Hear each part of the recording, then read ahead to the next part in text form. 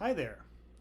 I'm trying something a bit different in separating my weekly vlogs from my lo-fi music videos since they may appeal to different viewers. You'll also notice I've lost a little weight. I got the Halloween haircut for my first cosplay, so if anyone knows of a good cancer charity that wants an 88% COVID-free white boy scalp, please let me know. Is the hair coming back or am I keeping it short? You decide. Nah, just kidding. You get no choice in this. So moving on to the topic at hand. Like at least 10% of Americans, I suffer from chronic insomnia. Now, insomnia, I realize, is a blanket term encompassing all manner of medical, stress, and anxiety related causes and can manifest as trouble getting to sleep, waking up frequently during the night, restless sleep, and so forth. So, obviously, my experience is not going to be useful for everybody. First off, I don't consider myself to be a particularly stressed or anxious person. Maybe a little high strung at times, prone to depression at others, but overall, I live a peaceful life. My particular flavor of insomnia manifests as trouble getting to sleep because my brain won't shut off.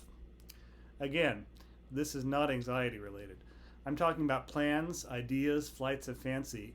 I've just naturally got a bit of an obsessive streak, and when I get thinking about something, it's difficult to stop my brain's momentum. I'm sure a lot of you have been there with with the wheels turning at night and no brakes. So I've tried a lot of things: white noise, meditation, intentional sleep deprivation, background music. None of it seems to work for me. My stopgap measure recently has been melatonin and alcohol. Not ideal, I know, nor 100% effective. There were still nights I wouldn't get to sleep until the sun was out. Recently, partially by accident and partially by design, I hit on a solution that seems to be working for me. Namely, I took a job that is physically demanding. Now, I've had warehouse jobs in the past, but it's been nearly a decade, and the last one ended up in a back injury. So, needless to say, I've got to be very careful about my limits. But it just so happens my new job as a delivery driver works very well for my skill set and my body's need for exercise. Let me unpack this a little.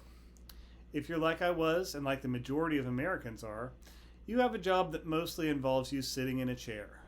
Doing important things, yes, but not getting much in the way of physical exercise. Many of these jobs involving an hour or more of commute time every day. Again, sitting in a chair, not working many muscles. Combine this with the average American diet, and what you have is more energy consumed than released. The obvious problem here is obesity, and that is something statistically we do struggle with.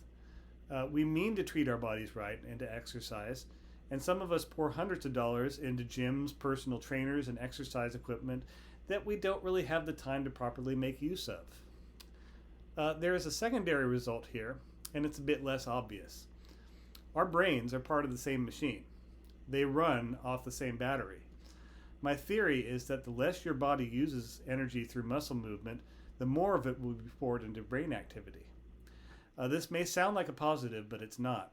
Because what ends up happening is that the brain keeps getting energy input, so it wants to keep going, disrupting the natural cycle of rest.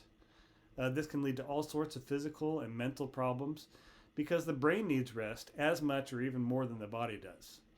So it begs the question, are our minds overactive because our bodies are underactive? In my case, I'd say yes, and experience seems to be backing that up. It's been about 2 weeks since starting the new position. I'm already seeing physical results as my core gets properly in shape, but beyond that, I've come home tired and a little sore.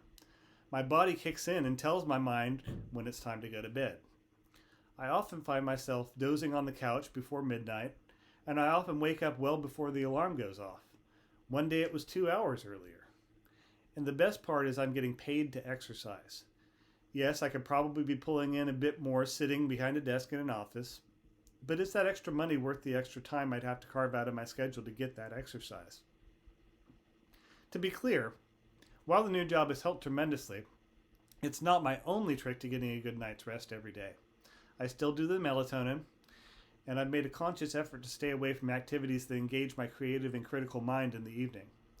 If I don't give my brain anything to grab onto, it's not going to start obsessing over it. So I choose entertainment that puts me in the audience. Netflix is a favorite, or reading. Things I can just experience and not participate in. And of course, holding myself to a consistent schedule has helped as well. It's easy to get an insomnia night when you got up at noon. and the problem tends to compound from there. Well, I hope this has been helpful to someone. If it has, please like, comment, and or subscribe. I'll see you next time.